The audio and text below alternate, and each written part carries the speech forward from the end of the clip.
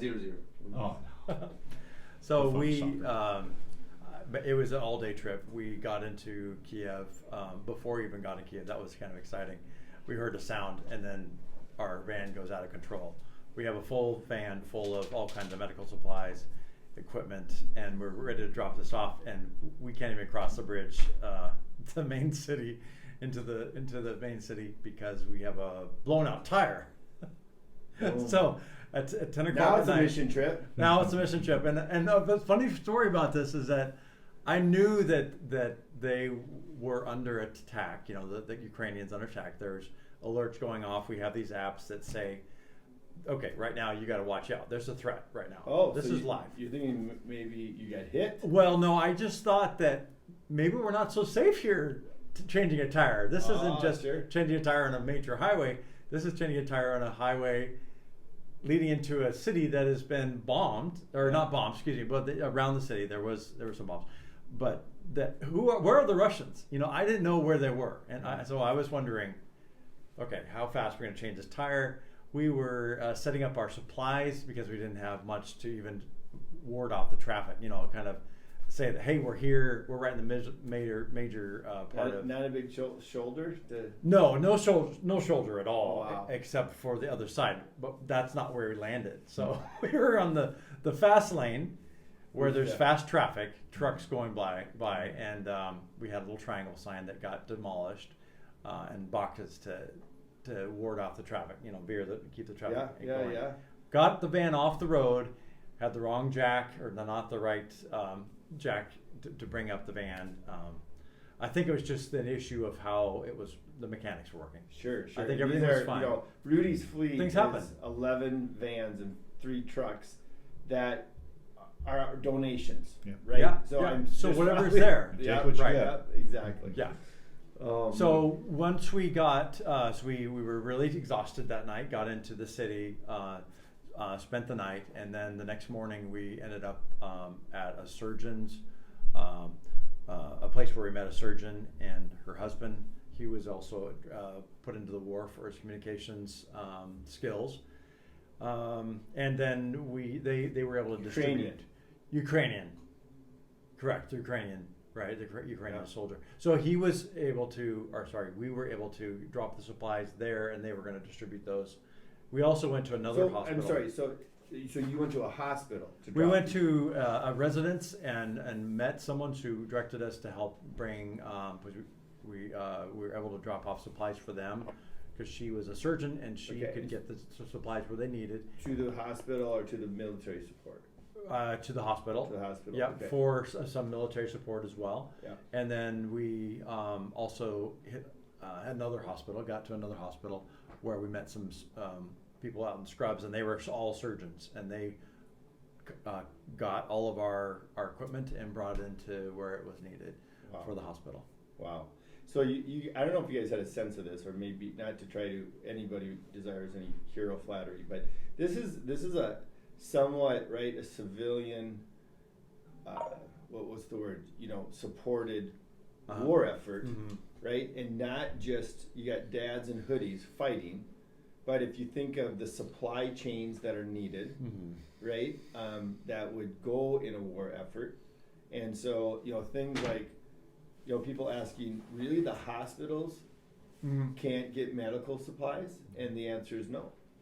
And so some of the medical supplies that we were asked to, was just like bring tape, bring gauze, right? You guys, what did any specifics do you know that you delivered? Yeah.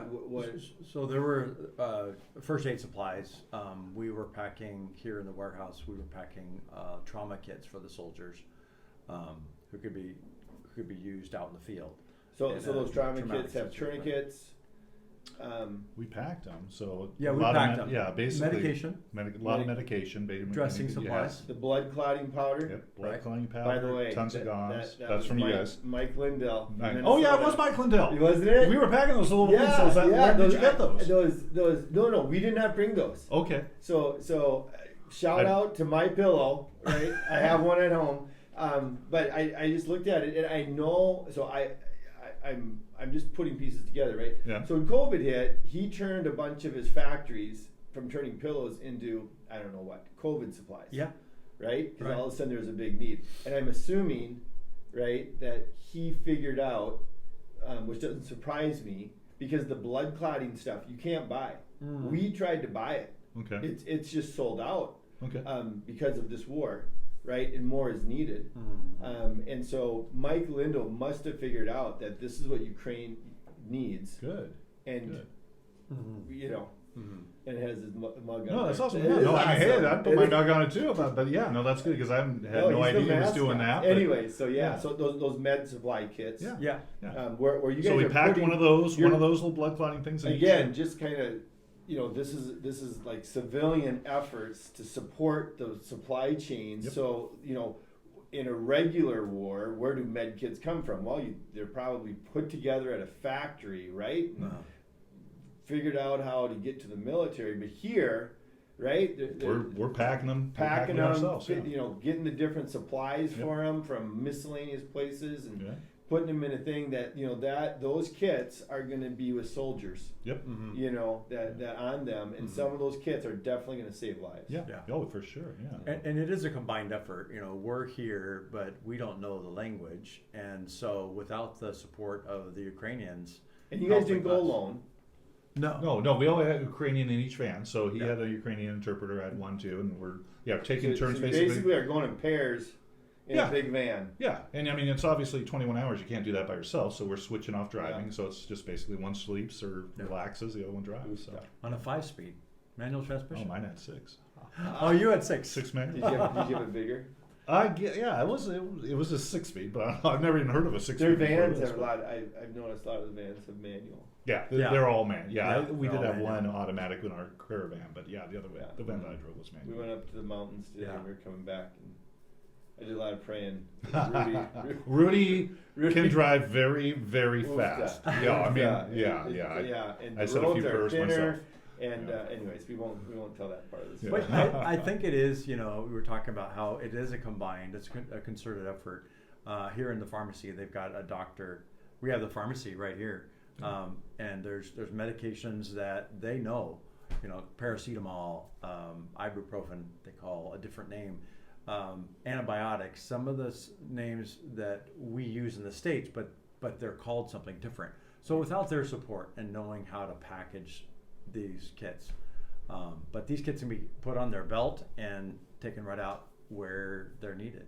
Yeah. Last thoughts before we sign off on how long you stay until? We're leaving Tuesday, so it's Saturday night tonight. So Saturday, okay. Yeah, so we did our big supply run. We packed up stuff. We're just gonna go to church tomorrow here. Rudy's a pastor, so leads the church. We'll have church, and then Monday probably continue to have some stuff. Stellar speaker tomorrow. Oh, good. I haven't heard that. So good, nice.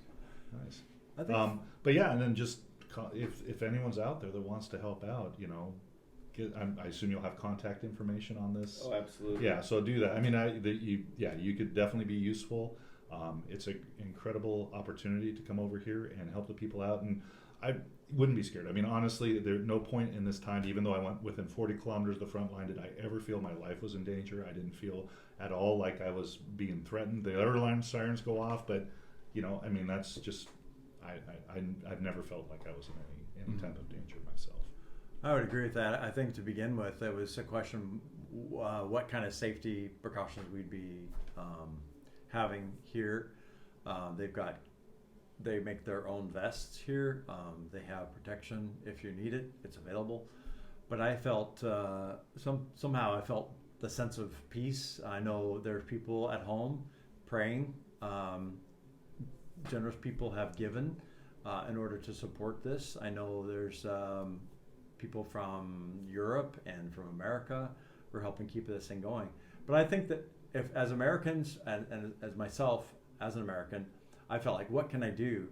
I don't think you have to go necessarily, but you can pray. And if you can't pray, then you can send support. You know, so there's all these different ways that people can contribute. And I'm thankful for the folks that help send me off, send Mike off to come here. So it's been a real incredible mission. Final question. Like, just what are your prayer requests for Ukraine, and have they changed in the last 9 days? I would just say that the war would just, somebody would wake Putin up, or wake whoever needs to get woken up, and just let's get get them out of here. There's this. Let's just get back to life and normal. That's what everybody in Ukraine wants. That's what everybody in America wants. And I would bet there's a lot of Russian people too that aren't just drinking the Kool-Aid that want that too. I know that the propaganda machine in Russia is huge, and if you're only listening to Russian TV, you probably have a different perspective. But these people don't need this. Obviously, they don't want to be Russians. They want to be Ukrainians. They want their own culture. So get this over. We can rebuild the country, and everybody wins. Yeah.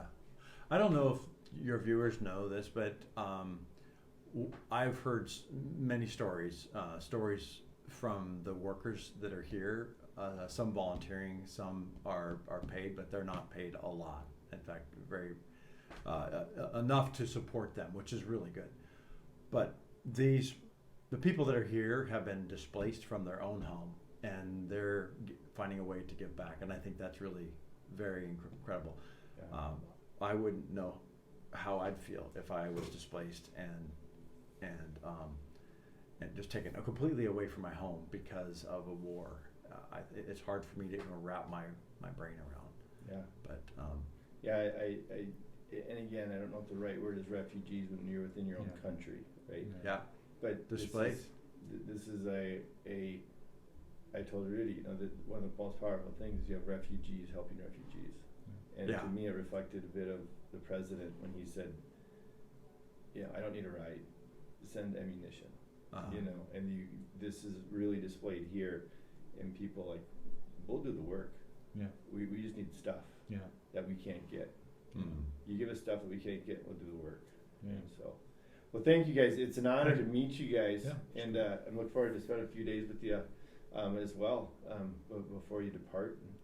And we'll post this, and just want to again encourage people to continue to pray and check out different things, and Rudy's channel as well.